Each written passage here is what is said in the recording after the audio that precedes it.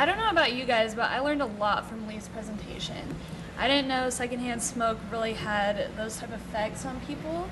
And 4,000 chemicals going into your lungs just is gross. Like, why would you want that?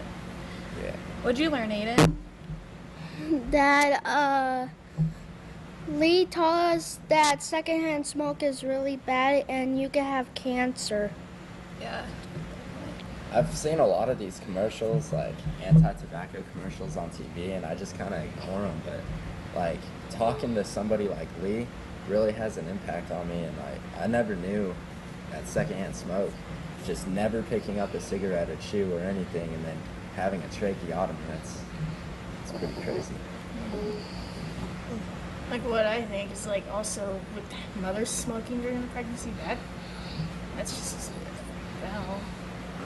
That's just secondhand smoke to the baby. I mean, yeah. It's limiting its abilities, and it could possibly die. Yeah. What'd you learn, Michaela? I learned that secondhand smoke is really bad for you, and that I'm never going to smoke. And you've definitely made an impact on your parents. Yeah?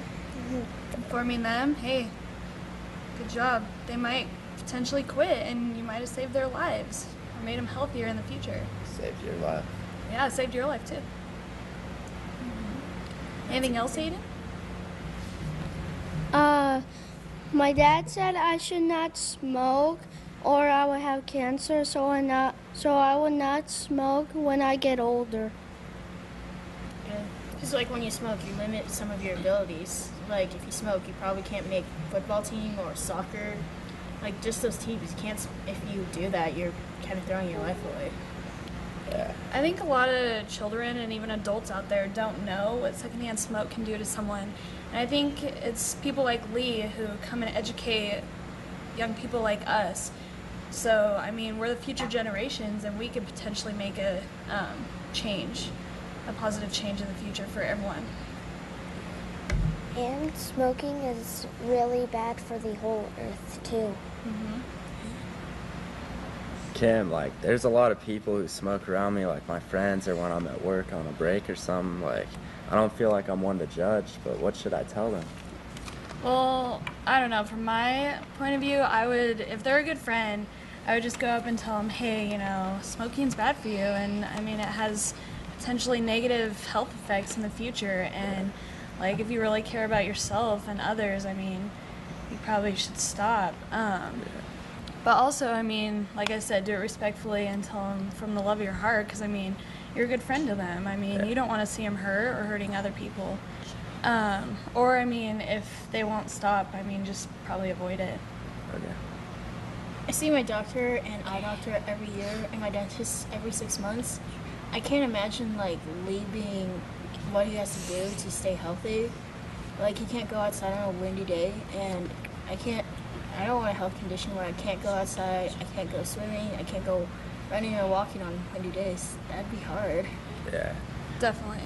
Well, I've learned like what it's like to have a loved one have cancer. My dad, 4.5 years ago when I was a freshman in high school, had cancer from smoking, but I learned it's not only just like first-hand smoking, it's second-hand smoking that can cause it.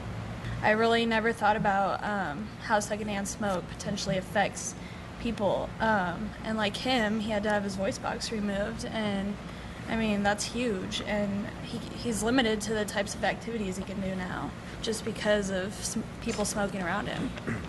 I knew like what a tracheotomy was and stuff, but like being up close in person like really has an impact on you.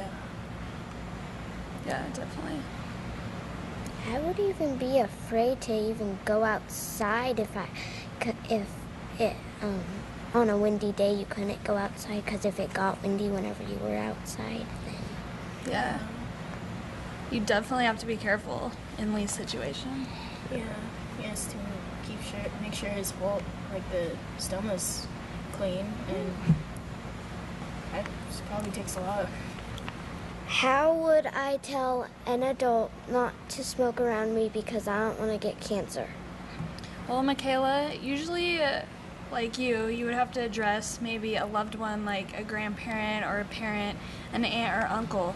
But you should definitely do it respectfully and tell them what you learned from Lee, that secondhand smoke is really dangerous and smoking is dangerous, and that you don't want them to not be healthy, and you want to stay healthy.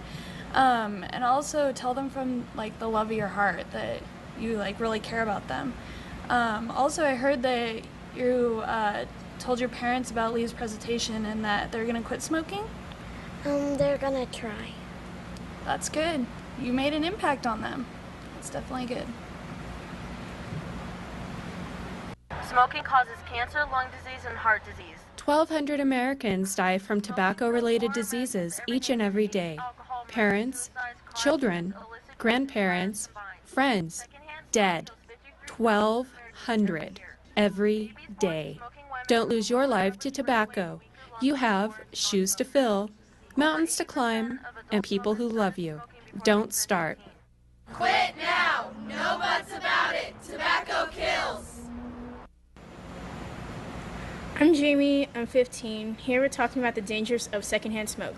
Some people say it's no big deal, but it really does affect people. I'm gonna tell people that are smoking around me just to stop. I don't want to get hurt. My name is Kim, and I've definitely learned a lot about secondhand smoke. 4,000 chemicals in my lungs just isn't cool. I'm Michael, and I've learned that not only first-hand smoke, but second-hand smoke is very bad for you. So if I see my friends smoking around me, I'm going to be like, beat it with that cig, buddy. My name's Michaela. I don't like secondhand smoke. Please don't smoke around us kids. My name is Aiden, and tobacco is wacko, that's a facto. All right, great.